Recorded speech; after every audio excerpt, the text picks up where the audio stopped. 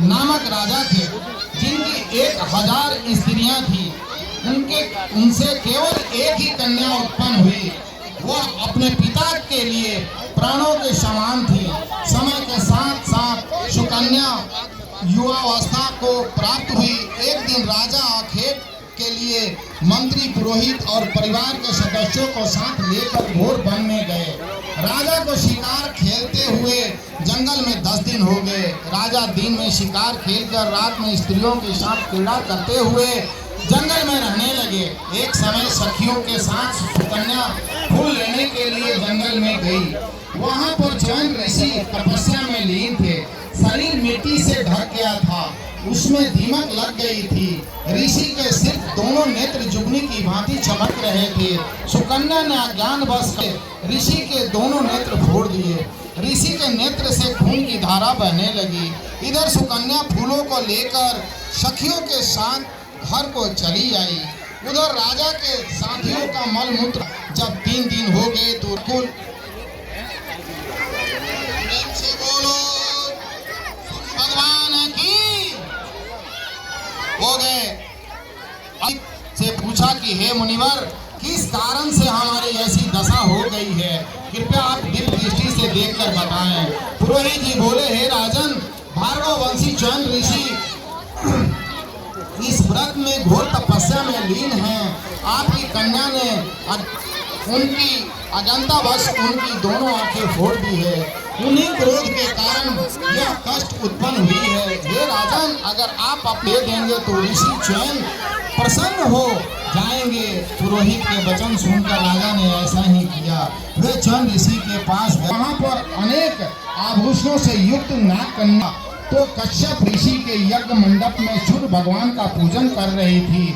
सुकन्या ने कहा, वहां पर जैसे पूछा, हे महाभागे, आप यह क्या कर रही है? नाग कन्या बोली, हे साध्वी, नाग कन्या हूँ। व्रत धारण कर मैं सूर्य पूजन करे और रात्रि में जायक प्रकार के ऋतु फल पकवान आदि का नैवेद्य लगाएं और सूर्य नारायण की प्रीति के लिए गीत वाद्य आदि मनाएं। अगले दिन प्रातः अर्घ्य देवन सूर्य को प्रणाम कर अपनी मनोकामना भगवान के समक्ष रखें। इससे सूर्य नारायण प्रसन्न होकर महाघोर कष्ट को दूर करके मनोवांछित फल प्रदान करते हैं। हे सुब्रते, हमने यह रवि षष्ठी व्रत तुमसे कहा। फिर धैम ऋषि बोले, पंचाली नाग कन्या से सुनकर सुकन्या ने भी इस व्रत को किया, जिसके प्रभाव भोगने लगी। अतः हे द्रौपदी, तुम भी इस उत्तम व्रत को करो, निसंदेह तुम होगा। वैश्यम ऋषि ने कहा, हे जन्मेजय, धम्म ऋषि से इस उत्तम व्रत को जानकर द्रौपदी ने भी व्रत को किया और इसके प्रभाव से द्रौपदी पांडवों सहित पुनः राज लक्ष्मी को प्राप्त हुई। छठ पूजा को छठ मैया के नाम से ही संबोधित किया जाता है, जिसके पौराणिक कथा इस प्रकार है। बोले छठी मैया की। सूर्य षष्ठी व्रत में षष्ठी देवी की भी कथा। षष्ठी देवी समस्त लोगों को बालकों की रक्षिका देवी हैं एवं आयु प्रदान है। इस संदर्भ में एक कथा प्रचलित है। प्रथम मनु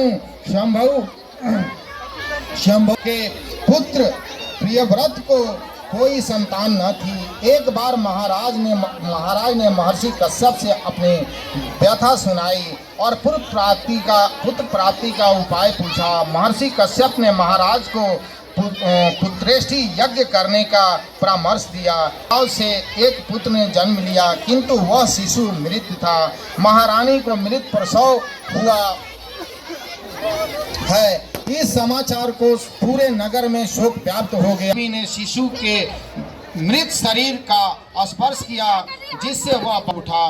महाराज की प्रसन्नता की सीमा न रही। वे अनेक प्रकार से षष्ठी देवी की स्तुति करने लगे। देवी ने प्रसन्न होकर राजा से कहा, हे राजन, तुम ऐसी व्यवस्था करें कि जिससे पृथ्वी पर सभी हमारे इतना का कान हो गई। राजा ने बड़ी प्रसन्न